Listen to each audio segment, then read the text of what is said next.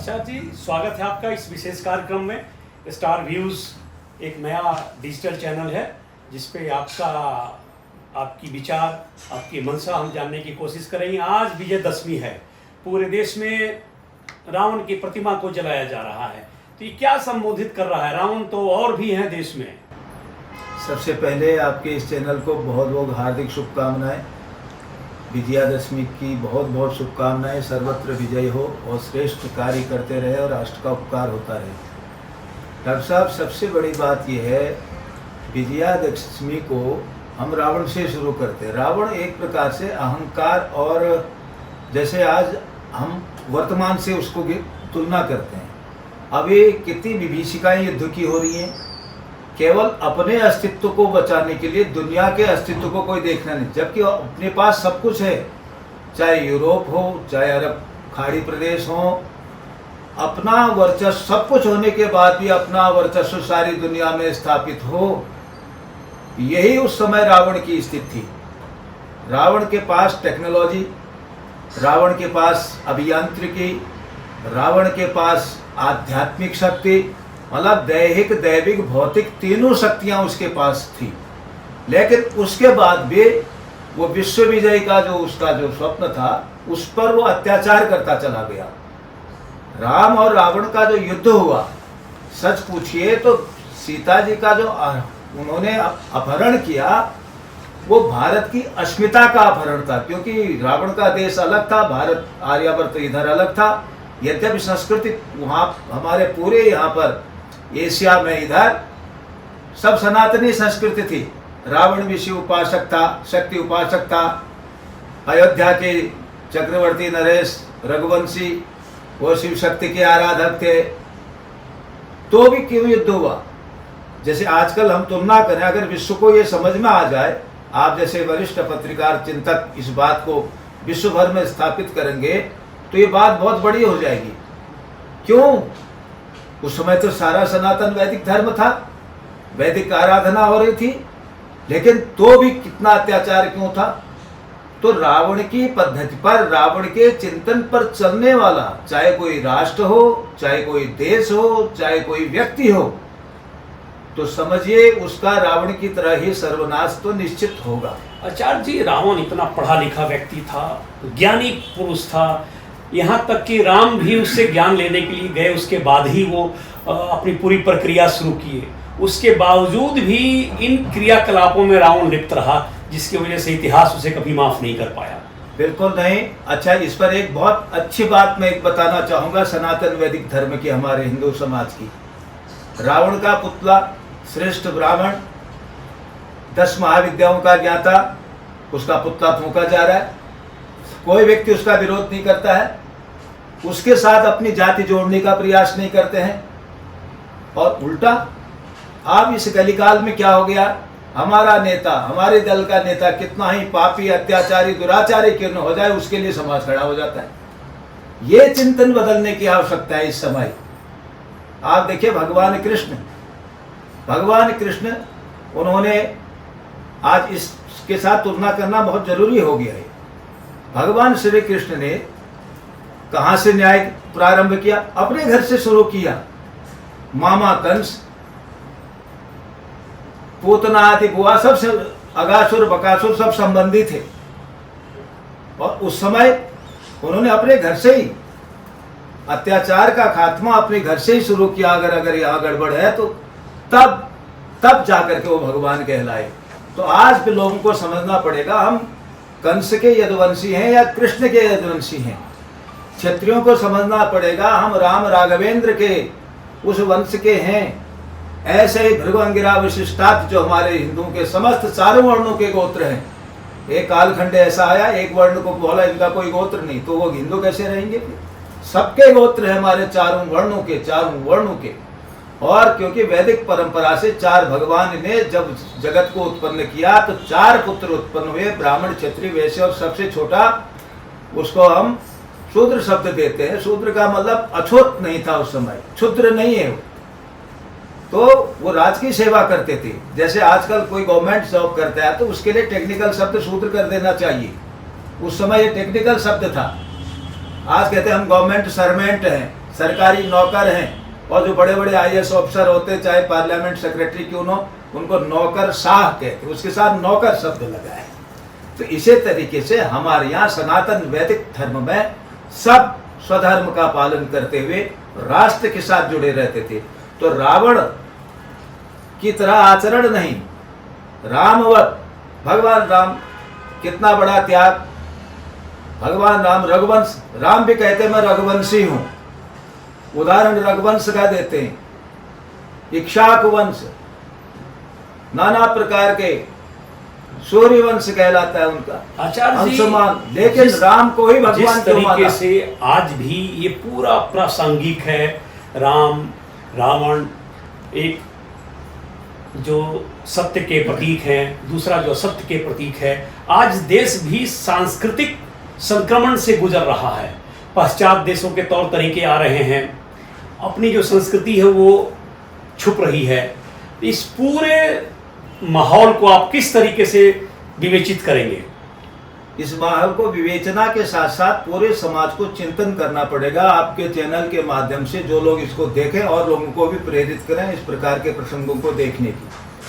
देखिए इस समय क्या है, हाई टेक्नोलॉजी है, हम सैटेलाइट्स के युग में हैं, हम आधुनिक ज्ञान विज्ञान के साथ उन्नत करते हुए अपनी भारत की आध्यात्मिक और प्राचीन जो ज्ञान गरिमा है उसकी भावभूमि को न त्यागें।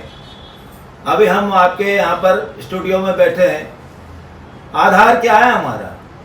हम आसन में बैठे हैं, आसन जो है फर्श से बना हुआ है और नीचे पृथ्वी है, आधार पृथ्वी है। अगर पृथ्वी नहीं होगी तो सब खिसक जाएगा। ऐसे ही सनातन वैदिक धर्म का जो आधार है उसको खिसकने के बाद हम आधुनिक ज्ञान विज्ञान में कहीं कितने ही पहुंच जाएंगे तो उसका कोई लाभ नहीं होगा। आज हमें बड़ी प्रसन्नता होती है, यूरोपियन कंट्री में विशेष करके भारतीय संस्कृति के प्रति बड़ा रुझान बढ़ रहा है, उनका बड़ा भाव बढ़ रहा है। लेकिन मैं एक चीज और कहना चाहूंगा अपने संत समाज विद्वानों आचार्यों के लिए, और विशेष करके जिनके पास संस्कृत माध्यम के पठन पाठन के विद्यालय हैं, संस्कृत के विद्वान बहुत विद्वान है, राष्ट्र में बहुत संख्या है उनकी, लेकिन वो बोलते कुछ नहीं, स्वाध्याय करेंगे, पढ़ाएंगे छात्रों को, उनके पास ज्ञान का पुंज भरा पड़ा है।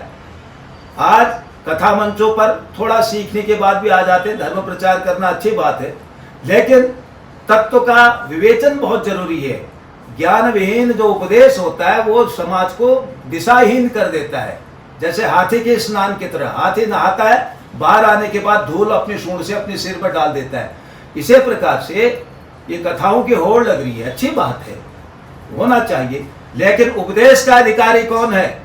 चतुर्थावस्था में ब्रह्मचर्य आश्रम, गृहस्थ आश्रम और वानप्रस्थ में आने के बाद इंद्रियों का सारा उसको विषय ज्ञान, उससे ज्ञान को जन्मजात सिद्ध संत हो, भगवान शंकराचार्य की तरह, रामानुजाचार्य की तरह संत कबीर आदि हुए हैं, आचार्य याज्ञवल्क्य आदि हुए हैं, सुखदेव हुए। दशहरा जिस तरीके से पूरे देश में एक विजय पर्व के रूप में मनाया जाता है, सांस्कृतिक संगठन के रूप में एक दूसरे को जोड़ने का काम करता है, आपको लग रहा है कि इसको और जोश खरोश के साथ पूरे देश में मनाना चाहिए? बहुत अच्छा, मेरे हृदय में यही तरंग आ रही थी, आपके प्रश्न रूप में प्रकट कर दिया डॉक्टर साहब।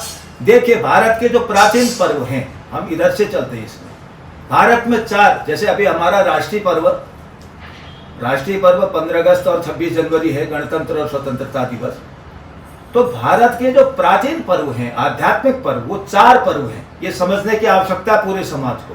सबसे पहले रक्षाबंधन, श्रावणी उपाकर, रक्षाबंधन इसमें भाई बहन के रूप में भी आ गया, बहुत अच्छा बात है, एडिशन हो गया उसका।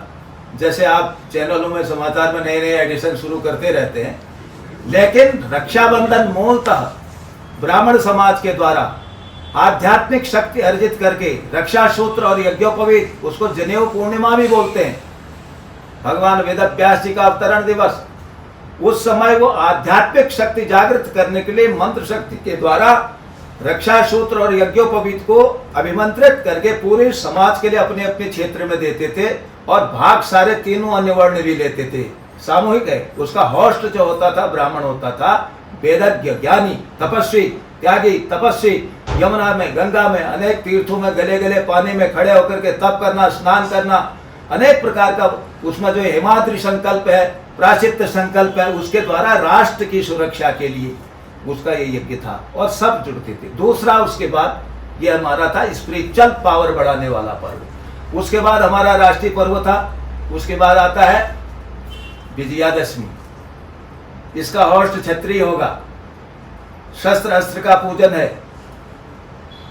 शस्त्रेण रक्षते राष्ट्रम तत्र शास्त्राण प्रवर्तन्ते। जिस राष्ट्र की शस्त्र से रक्षा होगी, अस्त्र शस्त्र से, वहां सब कुछ होगा। आह्लाद होगा, मीडिया होगा, प्रकाशन होगा, स्वाध्याय होगा, विश्वविद्यालय होंगे, अनुसंधान होगा। सीरिया में क्यों नहीं हो रहे? रात दिन बम फूट रहे, कहाँ पढ़ने की फुर्सत, अपनी जान बचाने के लिए इधर उधर शरण लेने भाग रहे। आचार्य जी, जिस तरीके से विजयदशमी हुआ, सरकार द्वारा भी इस त्योहार को संरक्षित किया जाता है। सरकार, चाहे वो प्रधानमंत्री बीजेपी को हो, चाहे प्रधानमंत्री कांग्रेस को हो, वो स्वयं दशहरे के कार्यक्रम में शामिल होते हैं और संगठन के हौसलों की अफजाई करते हैं।